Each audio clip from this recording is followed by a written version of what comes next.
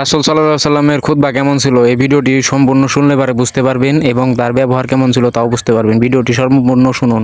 খুতবা চলাকালীন সময়ে আমাদের খতিবরা কখনো খুতবা থামায়, প্রথম খুতবা শেষ বসে, তারপরে দ্বিতীয় খুতবা, খুতবার মাঝখানে কোনো থামাথামি নাই। আল্লাহ রাসূল সাল্লাল্লাহু আলাইহি ওয়াসাল্লাম এটা কত প্রাণবন্ত ছিল।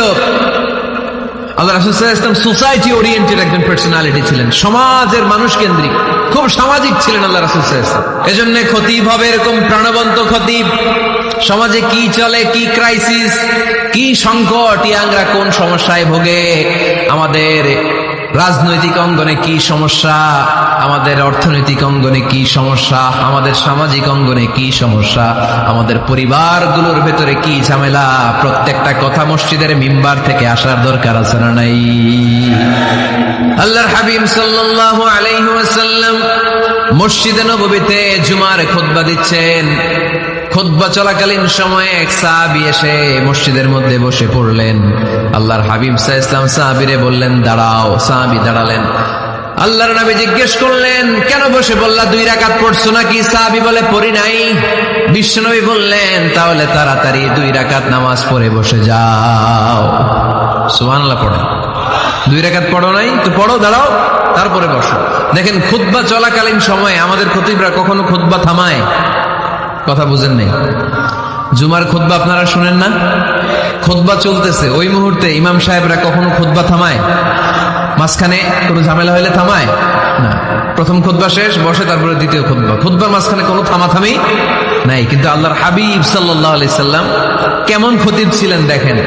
আল্লাহর হাবিব সাল্লাল্লাহু আলাইহি ওয়াসাল্লামের খুতবা দেওয়ার স্টাইল এন্ড অ্যাটিটিউড এবং আমাদের খুতবা দেওয়ার স্টাইল এন্ড অ্যাটিটিউড, আল্লাহ রাসূল সাল্লাল্লাহু আলাইহি ওয়াসাল্লাম এটা কত প্রাণবন্ত ছিল।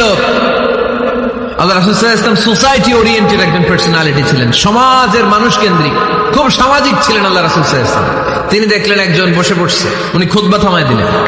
জুমার খুতবা থামায় বললেন, এই নামাজ পড়ছো না? পড়ো, 2 রাকাত পড়ো। আবার খুতবা শুরু করলেন। সুবহানাল্লাহ পড়বেন না?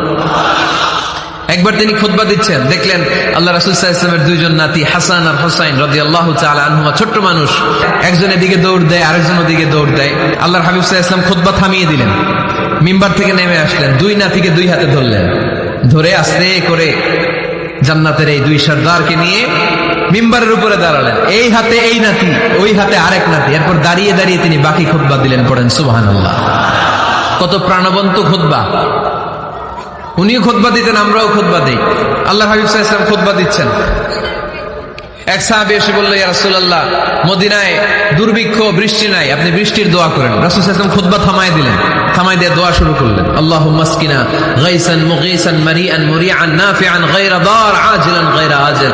আল্লাহ, উপকারে বৃষ্টি দেন, যে বৃষ্টিতে আমাদের ফসল জন্মাবে, সবুজ ঘাস লতা পাতা জন্মাবে, আমাদের গবাদি পশুর রিজিক বাড়বে, এরকম উপকারে বৃষ্টি আমাদেরকে দিয়ে মদিনাটারে ধন্য করে দেন।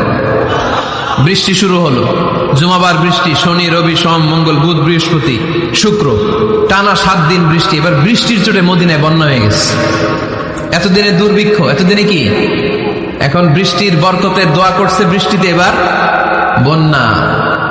যেই সাহাবী বৃষ্টির জন্য দোয়া করতে বলেছিলেন, পরের জুমাবারের খুতবার সময় এসে ওই সাহাবী বলেন, ইয়া রাসূলুল্লাহ, আবার খুতবার মাঝখানে, ইয়া রাসূলুল্লাহ, আর বৃষ্টির দরকার নেই, আর দরকার নেই, এবার বৃষ্টি বন্ধের দোয়া করেন। আল্লাহর হাবিব সাল্লাল্লাহু আলাইহি ওয়াসাল্লাম খুতবা থামিয়ে আবার বন্ধের দোয়া, আল্লাহুম্মা হাওয়ালাইনা ওয়ালা আলাইনা, হে আল্লাহ আমাদের চারিদিকে দেন, মদিনাতে আর বৃষ্টির দরকার নেই। চিল্লায় পড়েন সুবহানাল্লাহ। এজন্য খতিব হবে এরকম প্রাণবন্ত খতিব। সমাজে কি চলে, কি ক্রাইসিস, কি সংকট, ইয়াংরা কোন সমস্যায় ভোগে, আমাদের রাজনৈতিক অঙ্গনে কি সমস্যা, আমাদের অর্থনৈতিক অঙ্গনে কি সমস্যা, আমাদের সামাজিক অঙ্গনে কি সমস্যা, আমাদের পরিবারগুলোর ভেতরে কি ঝামেলা, প্রত্যেকটা কথা মসজিদের মিম্বার থেকে আসার দরকার আছে না নাই? আল্লাহর হাবিব সাল্লাল্লাহু আলাইহি ওয়াসাল্লাম এভাবেই সমাজকে ঠিক করে দিতেন।